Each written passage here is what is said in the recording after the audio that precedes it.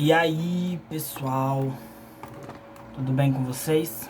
Vou arrumar essa câmera aqui que ela tá meio cagada. Bem, então vamos a mais uma aula nossa aqui de filosofia. Hoje com o tema trabalho, alienação e consumo. Provavelmente vou dividir esse vídeo em dois, tá?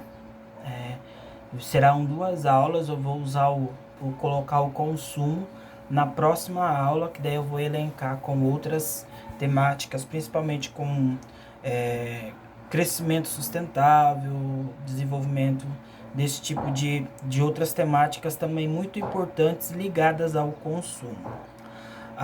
Hoje nós vamos falar sobre o trabalho e a alienação, o que é muito pertinente os dois temas estarem juntos. Por quê?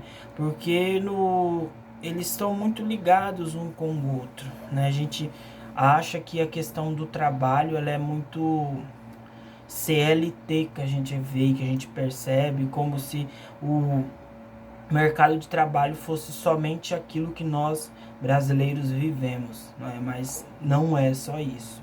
O que a gente precisa entender, e eu acredito que todo mundo aqui já tenha visto aquela imagem daquele gatinho meio amarelo, laranjado, que tem no cinema. Ele é meio gordinho, bem gosta de comer pizza, gosta de dormir, gosta de assistir televisão, ficar no sofá o dia inteiro, né?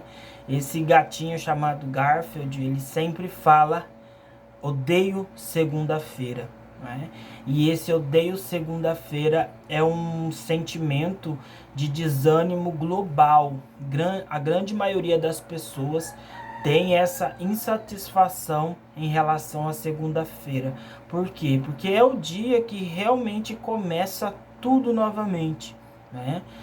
Volta-se toda a rotina do ser humano, a rotina de trabalho, a rotina de ter que retornar para as atividades diárias, rotineiras, que nem sempre são vistas com bons olhos, né? Geralmente a população tem essa tendência de esperar a semana inteira passar para se chegar na tão sonhada sexta-feira à noite, né? Vai dando sexta-feira, 5, 6 horas da tarde, vai se criando uma felicidade muito grande no ser humano, porque o fim de semana está chegando, né?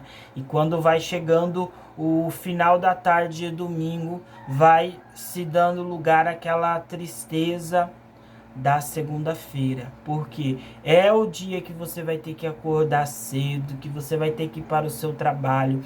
E isso é um sentimento global. A grande maioria das pessoas tem essa insatisfação de chegar uma segunda-feira e ter que retornar para as suas atividades de trabalho, né? E por que existe essa abominação, este sentimento de não gostar do trabalho, né? Então nós temos pontos positivos e pontos negativos em relação ao trabalho. Quando nós falamos de trabalho, o próprio termo, o próprio nome trabalho já nos traz uma conotação negativa, né? Para você ter ideia, a etimologia da palavra trabalho, ela já vem de uma origem bastante triste e negativa. Por quê? Trabalho, ele deriva do latim, da palavra em latim chamada tripalium, né? Que também faz referência a um instrumento usado como tortura, né? Então, este instrumento aqui, ele é visto e ele foi sempre, olha essa imagem, ele é usado como instrumento de tortura, né? Então, uma derivação da cruz, né? Da cruz de Cristo também. Você tem aí esse instrumento de 3 pernas, né? Que é usado para tortura de pessoas que estão condenadas, pessoas que vão ser mortas, e às vezes até para amarrar um animal. Então, essa é a origem do trabalho. Como que vai surgir algo positivo de um instrumento desse, se o próprio nome né? Já te diz tudo isso, essa conotação negativa, certo? Então, na nossa aula anterior, nós falamos sobre a natureza, sobre a cultura, que o ser humano ele tem essa capacidade de construir ao longo da história, de estabelecer a sua existência ao longo da história.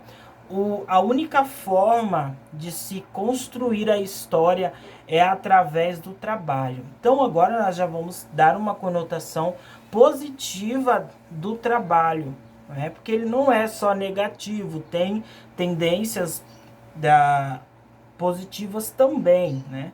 Então, nós temos essa forma de construir a nossa história que ela só é vista através do trabalho. Se você for ver a nossa história como humanidade, você vai perceber que toda a inovação, toda a construção, qualquer forma de desenvolvimento do ser humano, ela se deu por causa do trabalho.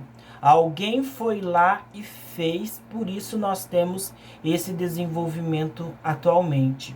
Então você tem estradas, você tem antigamente há 20, 30 anos atrás, para você sair de Juína, ir até Cuiabá, você levava mais de 24 horas, né? E olha hoje como é que tá. Em menos de 12 horas você consegue estar em Cuiabá. É claro que isso é uma distância muito grande, ainda tem muita coisa para melhorar, mas imagine, você gastava-se mais de 24 horas, porque você tinha uma estrada que já era um desenvolvimento muito grande. Alguém teve que ir lá e derrubar a mata fechada, teve que passar maquinários ali para que aquela estrada fosse aberta. Então, já é um trabalho muito grande. Então, só houve a ligação Juína-Cuiabá por causa do trabalho. Hoje você já tem uma pavimentação asfáltica que já é melhor, você já consegue chegar lá num tempo mais rápido. Então, essa pavimentação asfáltica também foi gerada pelo trabalho, não é? Então, você imagina, esse desenvolvimento que nós temos hoje, é claro que não é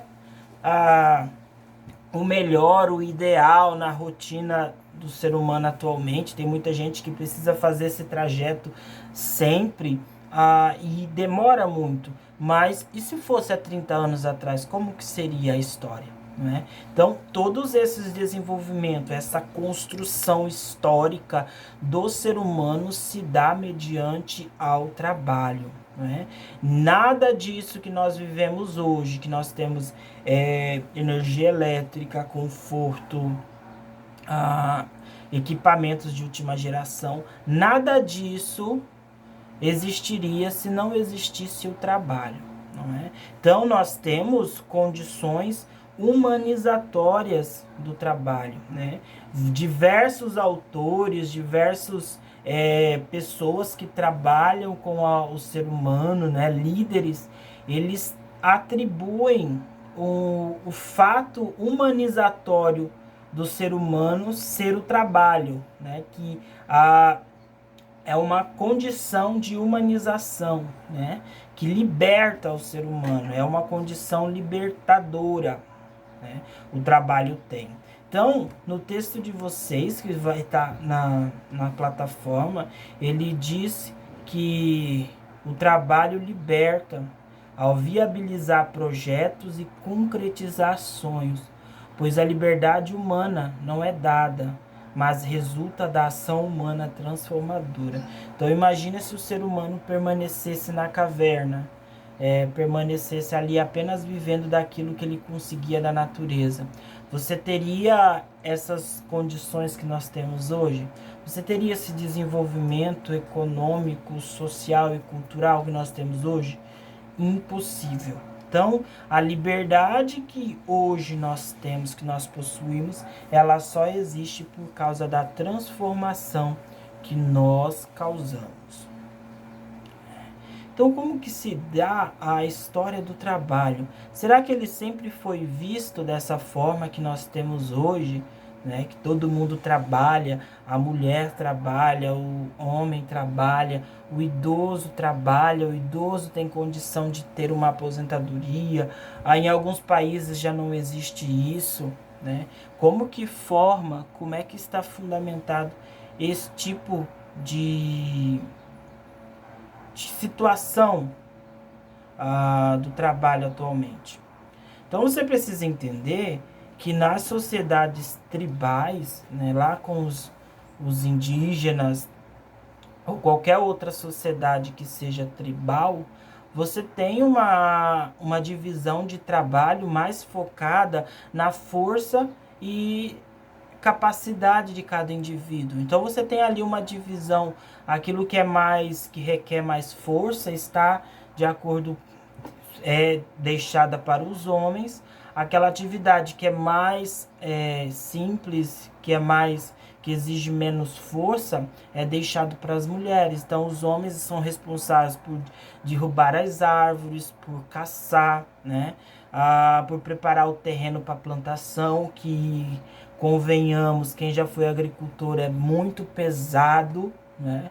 E as mulheres, elas ficam responsáveis por semear, por fazer a colheita daquilo que se é plantado, para cuidar dos filhos, preparar os alimentos, não é?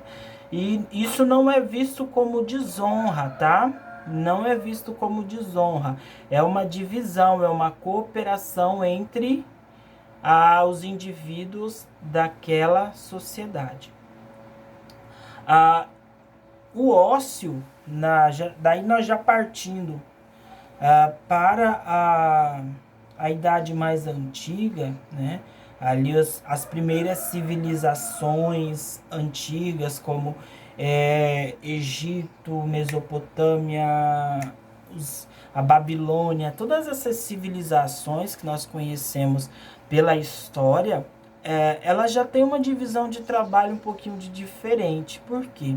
Geralmente a pessoa que tinha um poder aquisitivo, que tinha posses, que tinha riquezas em seu domínio, que era diferente, não é hoje você ter uma conta no banco cheia. Naquela época, quem possuía riquezas não necessariamente tinha muito dinheiro, né? Mas ele tinha muito o quê? Poder, muita influência. Então, ele sim era um sujeito que poderia se dar ao luxo de viver no ócio. Então, a pessoa que tinha que trabalhar, que não podia exercer o ócio, era vista como uma pessoa pobre.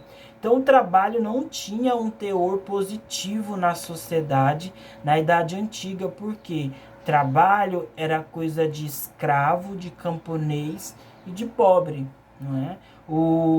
Quem era poderoso tinha escravo, quem era poderoso era dono de terras, e ser dono de terra era uma característica de status muito grande, porque é através da exploração daquele trabalhador que o dono da terra adquiria suas riquezas, certo? Então, ser dono de terras era muito importante para aquela época. E quem tinha esse poder poderia viver no completo ócio, né? Então, esse era o sonho de todo mundo naquela época, viver no completo ócio. Então, aquela imagem da pessoa deitada, com várias pessoas do lado abanando, né? Alguém colocando uma uvinha na boca, né? É sinal do que? De ócio, né? A pessoa tem poder, então ela não precisa trabalhar. As pessoas que estão à volta dela que vão servi-la. Então até mesmo atividades mais simples do dia a dia de qualquer ser humano não se era feito. Inclusive trocar de roupa, tomar banho, tudo isso havia pessoas que fazia para esses homens e para essas mulheres, né? Então, por isso que quando você assiste o filme, vocês vê o, as pessoas que acompanham os senhores, né? Até dar banho nessas pessoas, os escravos precisavam dar. Ah, quem já na Idade Média, nós temos também uma outra mudança. Não é uma mudança muito grande. Ser trabalhador é ainda representatividade de pobreza. Só quem trabalhava era o camponês, era o escravo. Os senhores, donos de terra, também ainda não trabalhavam. Eles tinham uma função social, tinham uma função de trabalho, tinha, mas era uma função que os beneficiava. Porque os nobres na Idade Média, a única função deles era de proteger o território, né? Proteger as terras. Mas o senhor feudal que possuía a terra e era o dono da propriedade, ele não precisava fazer nada, ele vivia no seu completo ócio. Então, na Idade Média, quem trabalhava nos camponeses, porque a função deles era o quê? Produzir alimento para alimentar tanto a sua família como o senhor feudal que ficava no seu completo ócio, né? Lá deitadão no seu castelo, sendo alimentado pelos camponeses e sendo protegido pelos seus soldados. E era ele que era o responsável por produzir e fazer festas. Então, dizia-se na Idade Média que quem faz festas não precisa trabalhar, né? Então, se vê na história diversos banquetes, diversas comemorações. Então, sabia-se que quem produzia essas festas não precisava trabalhar, porque estava ocupado em ser social. Já chegando ali no século XVI, nós temos diversos movimentos acontecendo no planeta em si, na Europa. Nós temos a Revolução Francesa, nós temos a Revolução da Igreja, né? O surgimento da Igreja Protestante. A figura de Martinho Lutero também é muito importante nesse momento, porque ele traz essa ideia de humanização do trabalho como algo divino, né? Ou seja, o homem que não trabalha, ele não é considerado uma boa pessoa, né? Olha só, ele declarou, Martinho Lutero chega a declarar que a ociosidade é um pecado, né? Inclusive até mesmo para os burgueses que achavam e ainda queriam viver no seu completo ócio. Segundo ele, o trabalho é um serviço divino e ao mesmo tempo uma vocação. Então, o trabalho também é visto pelo anglo-americano, pelo puritanismo anglo-americano, como um sinal de quem o executa foi escolhido por Deus, né?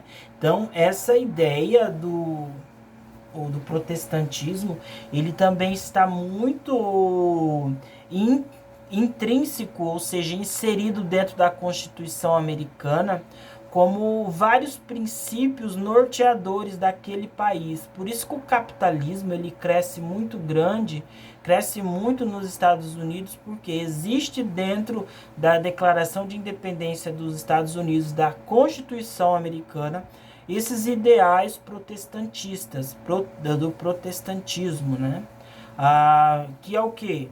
Que é uma sociedade pautada na meritocracia, pautada no estudo, no trabalho, na força do seu próprio trabalho e não na figura do Estado.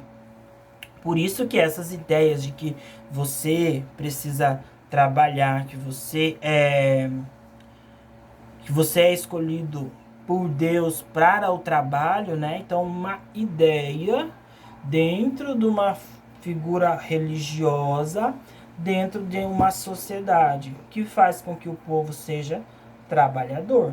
Você tem aqui neste momento, no século XVIII, o aumento, né, da produção das fábricas. na Inglaterra, e nisso faz surgir diversas mudanças no cenário econômico, político e social da Europa. Nós temos o aumento da população, nós temos a diminuição das áreas cultiváveis na zona rural, e isso faz com que grande parte da população migre da zona rural para a zona urbana, causando diversos problemas para a estrutura urbana da época, porque a cidade não tinha como organizar esse contingente de pessoas que saíram do meio rural para o meio urbano.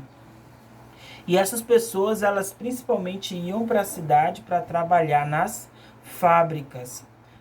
Trabalho esses que eles ganhavam um pouco, né? Trabalhavam em torno de 40 horas por dia, 6 dias por semana, vivendo em áreas completamente insalubres, né? Porque era a condição que eles possuíam por causa dos seus baixos salários. Na época, mulheres, crianças, não havia essa distinção, não havia essa diferença, tá? Crianças de 10 acima já trabalhavam 14 horas por dia.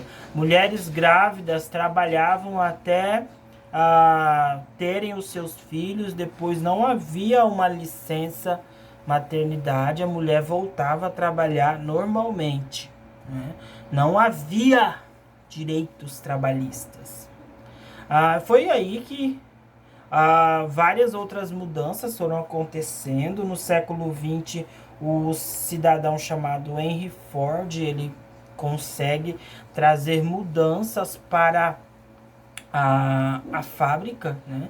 Você já havia um crescimento muito maior das indústrias, e com o Henry Ford ele cria uma nova estrutura fabril que deixa a produção muito mais otimizada, ou seja, melhora os meios de produção, faz com que os produtos sejam produzidos muito mais rápidos, tornando os produtos mais baratos, né? E, claro, enriquecendo muito mais o proletariado, o capitalista. Surge então uma nova classe chamada de proletariado, que é a classe trabalhadora. Então, entre esses dois séculos, 18 e 19 e 20, nós temos aí uma ascensão de classes, né, chamada burguesia, que são os comerciantes, os capitalistas, e nós temos o proletariado, que é a classe do trabalhador, né? Marx, ele disse que o trabalho é a essência do homem. Marx, ele é um dos primeiros sociólogos a fazer seus estudos, né? Ele tem uma visão bastante socialista da sociedade, atribui ao capitalismo os grandes problemas da humanidade e, claro, ele fala abertamente em relação à exploração do trabalhador, não é? Até que o socialista Paul Lafargue, ele diz em 1880 que existe um estranho vício que domina a classe trabalhadora em todos os países. É o amor ao trabalho, um vício frenético que leva à exaustão dos indivíduos. Então, nessa imagem que vai estar colocando aqui, está dizendo: proletários do mundo, univos, né? O proletariado, né? Classe trabalhadora, vamos nos unir. Então, Karl Marx, ele é forte até hoje, chamado marxismo, por causa dessas discussões em relação à exploração do trabalhador. O trabalho, ele deixa de ter como objetivo o suprir das necessidades comuns e o bem-estar, para se transformar em um modo de obtenção de lucro para a manutenção dos privilégios da burguesia. Desse modo, a exploração do trabalho é o ponto fundamental que sustenta o capitalismo. O trabalhador é alienado de todo o processo produtivo e passa a ser dono apenas de sua força de trabalho. Ou seja, a única coisa que o trabalhador vende no nossa atual conjuntura econômica é o que? A sua mão de obra. Sendo assim, o proletariado vende o seu único bem, que é a força de trabalho, e essa passa a ser posse de quem? Do capitalista. O capitalista é o dono da matéria-prima, o dono dos meios de produção, da força de trabalho do trabalhador, do produto final que o trabalhador produz e, por conseguinte, do lucro. O lucro é obtido pelo trabalho realizado na transformação da matéria-prima em bem de consumo. Isso ocorre a partir da prática da mais-valia. A mais-valia é a base do lucro e da dominação da classe trabalhadora pela burguesia. Ela é o resultado da diferença entre o valor produzido e o valor pago ao trabalhador em função do seu salário. Função do seu trabalho, que vai caracterizar o que? O seu salário. Então, você é trabalhador, você sabe disso, né? Você trabalha, gera uma porção de lucro para o seu patrão, e o seu patrão te paga um valor que dá mísero, né? 5, 6% do que você produz, se der muito, né? Essa é uma das principais teses do marxismo. Sobre a ideia da mais-valia que diversos teóricos desenvolvem a ideia de exploração de classe, da classe trabalhadora pela classe burguesa. O objetivo da burguesia é sempre o de maximizar os seus lucros. O trabalhador, então, é coagido a trabalhar mais pelo seu... O objetivo da burguesia é sempre o de maximizar os seus lucros. O trabalhador, então, é coagido a sempre a trabalhar mais pelo mesmo preço.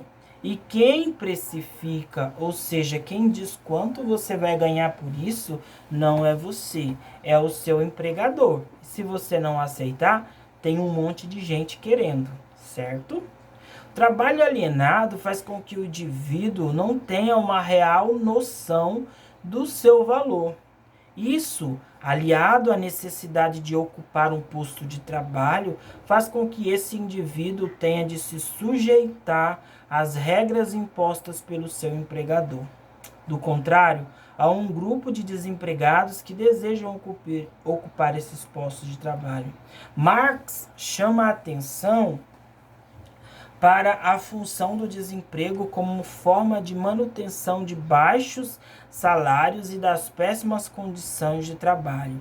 A esse grupo de pessoas espera um lugar em um posto de trabalho. Marx dá o nome de exército de reserva. Então, olha bem, preste bem atenção nisso, né? Segundo as ideias de Marx, a população que se encontra desempregada seria a responsável, né? Não que seja culpa deles, né? Mas o próprio sistema torna eles o quê? Responsável por baratear cada vez mais o valor dos salários. Por quê? Se você não quer e não aceita as condições impostas pelo seu empregador, você não vai querer trabalhar naquela empresa, né? É fato isso. Grande parte das pessoas estão muito certas em não aceitarem, né, certas exigências. Mas vai ter aquele outro empregador, outro empregado que vai aceitar. Por quê? Porque precisa, porque necessita.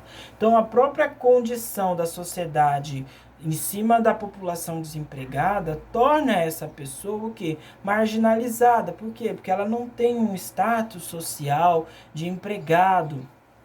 A sociedade, ela valoriza muito o cidadão que tem o quê? Que tem um emprego, né? O mercado econômico, ele gosta muito, os bancos, ele adora pessoas que têm o quê? Carteira assinada, porque eles vão ter o nome limpo, poderão comprar livremente, né? Então, essa ideia do trabalhador tendo o seu salário, tendo a sua ocupação profissional, tendo um nome bonito, com score elevadíssimo para você poder comprar cada dia mais, é o sonho de consumo tanto do trabalhador como também das empresas, porque o trabalhador empregado ele vai ser muito mais um consumista que o mercado quer.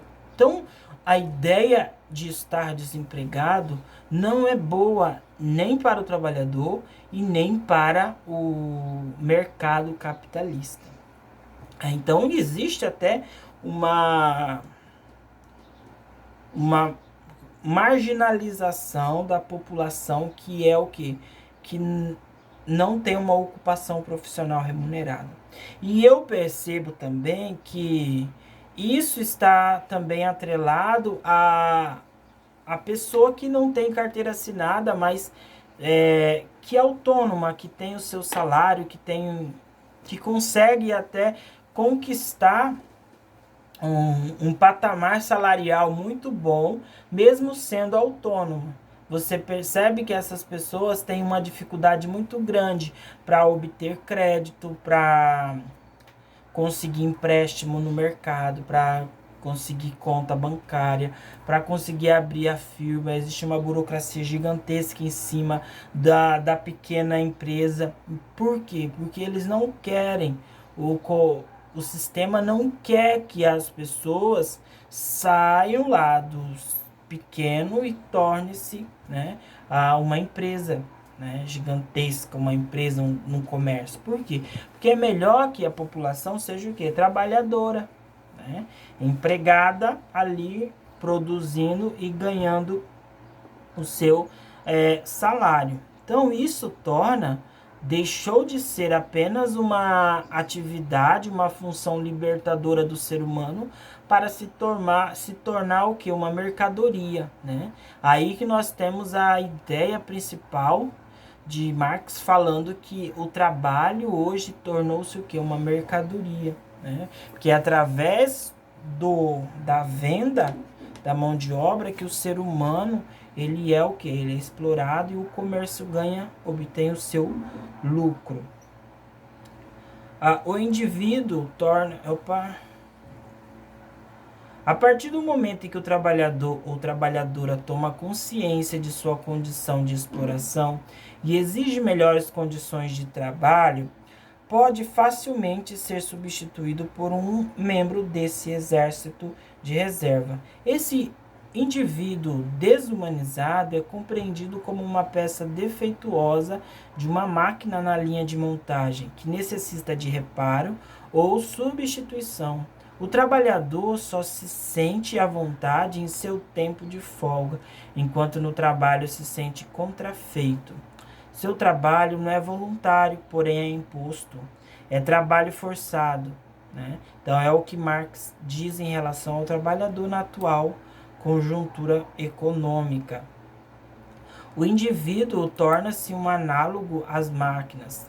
Vive sua vida em função de um posto de trabalho, desumanizado, perde a posse sobre si mesmo e compreende-se como uma coisa, sempre ali, alinhado a seu posto de trabalho, sempre preso a um cronômetro, sempre vigiado, sempre observado, né? Com o dedo, chega no mercado de trabalho, chega lá no mercado, coloca o seu dedo, aí você tem que permanecer ali durante aquele período de tempo, né? Chega o período de tempo, você tem que sair, porque você não pode ficar ali gerando o quê? Hora extra para o seu patrão. Então, você sempre está condicionado a esse posto de trabalho, condicionado ao cronograma, não é? Com a valorização do mundo das coisas, a reificação ou coisificação da classe trabalhadora é gerada pela perda de consciência de si mesmo como indivíduo, como humano. Essa condição gera uma perda essencial, acarretando um vazio existencial. Com a valorização do mundo das coisas, aumenta em si a proporção direta à desvalorização do mundo dos homens. É um duplo movimento, os trabalhadores tornam-se coisas, enquanto os produtos tornam-se revestidos de uma aura de humanidade. As pessoas passam a se identificar através dos produtos que consomem. Então vai essa ideia de felicidade, de realização, de alegria. Ela deixa de estar na vida da pessoa, de estar com a pessoa e passa a ser colocada em objetos, em coisas, né? Quando você compra um produto, você não está comprando o produto para o seu uso, para o seu usufruto. Você está comprando o produto pela ideia que está em torno dele. Né? Ninguém compra uma roupa que passa na novela simplesmente porque quer usar uma roupa. Não, você compra porque o ambiente da novela torna aquela roupa mais apreciada, né? Mais, muito melhor do que se fosse apenas uma roupa, não é? Aí depois nós temos a continuação da história dos trabalhadores do trabalho até os dias de hoje, que nós temos a ideia de novas áreas de trabalho surgindo, né? Primeiramente, a produção barata, como a produção ela tornou mais eficaz, você tem o surgimento de produtos mais baratos. Ficou muito caro a produção nos países desenvolvidos, né? Produzir produtos em países como Inglaterra, Estados Unidos, a Alemanha ficou muito mais caro porque a população ela estava com um poder aquisitivo muito maior, a moeda local é muito maior.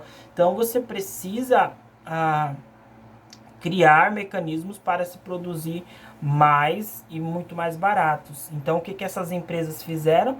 Vieram para as populações subdesenvolvidas, né? Vieram para a América Latina, vieram para a África e outras partes do planeta. Para quê? Para entrar em economias mais frágeis e poder produzir com os mesmos produtos num preço muito mais barato. Né? Então você vê aí pelo mundo diversas empresas que são empresas americanas, que são empresas europeias, estão presentes no mundo inteiro, não é?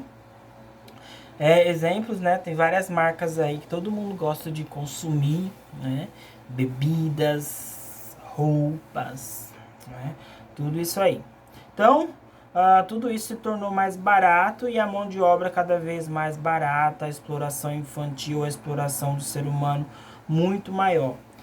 Novas áreas de trabalho, então, por causa cada dia mais e mais as máquinas no século XVIII e XIX tomaram grande parte do trabalho do ser humano. Hoje nós temos aí o advento da robótica que tem ganhado mais proporção e tem ocupado grande parte da ocupação do trabalho humano. E nisso nós temos o quê? Por um lado, a perca de postos de trabalho, mas também nós temos um advento que faz com que as pessoas possam pensar e crescer, né?